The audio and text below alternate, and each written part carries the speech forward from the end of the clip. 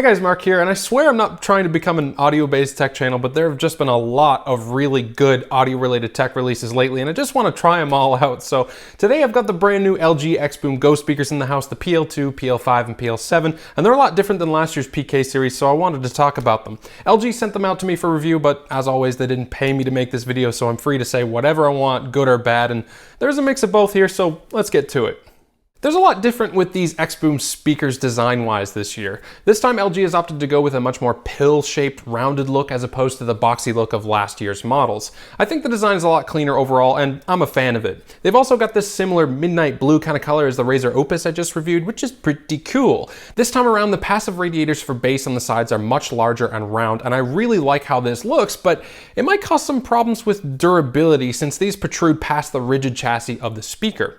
The smallest speaker, the PL2, actually doesn't have these passive radiators on each side. It's made to look like it to keep the design language consistent, but these don't move at all. There's still one passive radiator, but like the 1.75-inch woofer, it's contained within the speaker. That's kind of a smart move, actually, because the smallest speaker is likely to see the most abuse given that it's so small and light.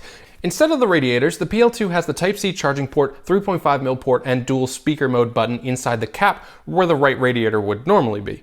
The other two speakers have their access ports on the rear. Each of them have buttons for pairing dual or multiple speakers together, a button for changing the light mode on the radiators, more on that in just a sec, a Type-C port for charging, and a 3.5mm port for wired listening, but the PL7 includes a USB-A port for charging your devices like a huge portable battery bank, which I thought was pretty neat. All three of these speakers have the same controls at the top for turning it off and on, activating pairing mode, and controlling your music. They all also have this sound boost button, which does pretty much exactly what it sounds like. It brings up the mids and bass to make the speaker a lot louder, and I'll have an audio test for you later to show you the difference.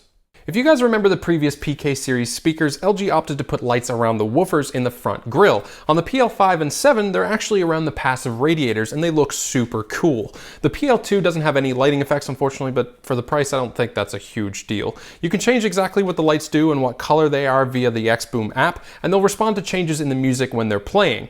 Naturally, these will hurt the battery life somewhat if you leave them on, so if you want to get the maximum amount of listening time these guys are rated for, you'll want to keep those lighting effects off. The PL2 will get you 10 hours of listening time before you need to charge up, the PL5 will go for 15 hours, and the PL7 will go for a full 24 hours given that it has the biggest built-in battery of the three. All three speakers are IPX5 splash resistant, so you don't have to worry around water as much as long as you don't submerge them in it, although last year's PK3 was IPX7, which was definitely nicer to have. The three speakers have been tuned by Meridian, same as last year, so I was expecting some decent quality sound, and overall, I wasn't disappointed, but I'll let you guys judge for yourself with some sound tests. I don't typically do sound tests because the sound coming from a speaker really depends on a lot of different factors, from the room it's in, how far the microphone is away, how good the mic is, and especially how good the audio device that you're listening on is. So if you're on your phone or laptop right now, please grab a decent pair of headphones or something. This test is just going to be completely meaningless to you if you don't.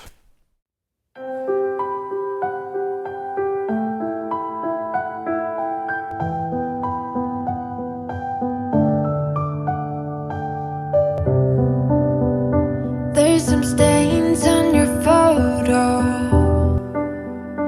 little cracks on your rusty frame.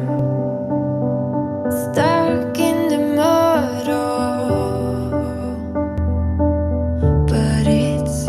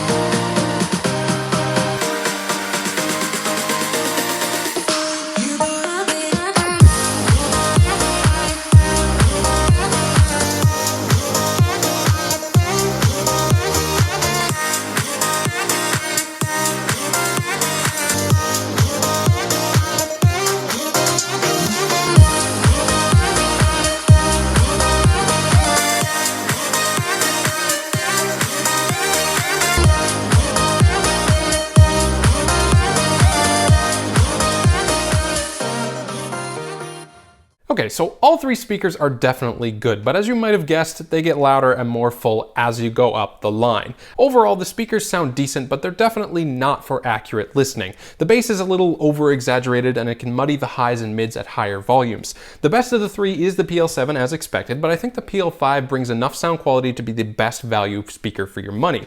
The biggest problem that I have with these speakers is the lack of any good quality codecs. They support SBC and AAC, but that's it. That's a far cry from the aptX and aptX HD support that the PK series had, and audio quality and latency might suffer a bit in comparison because of it. Of course, you can always use the 3.5mm jack to remove that problem, but I think that aptX at the very least should be present on these fairly expensive Bluetooth speakers. In terms of pricing, the PL2 is the cheapest at $60, followed by the PL5 at $130, and then the PL7 at $200. For most people, I think the PL5 will be the best bang for your buck. It's almost as good sounding as the PL7 and has most of the same features for a lot less. As always, I'll have links to these guys down in the description down below. And if you like this video, please give it a like and subscribe to support my channel. And as always, have a great day.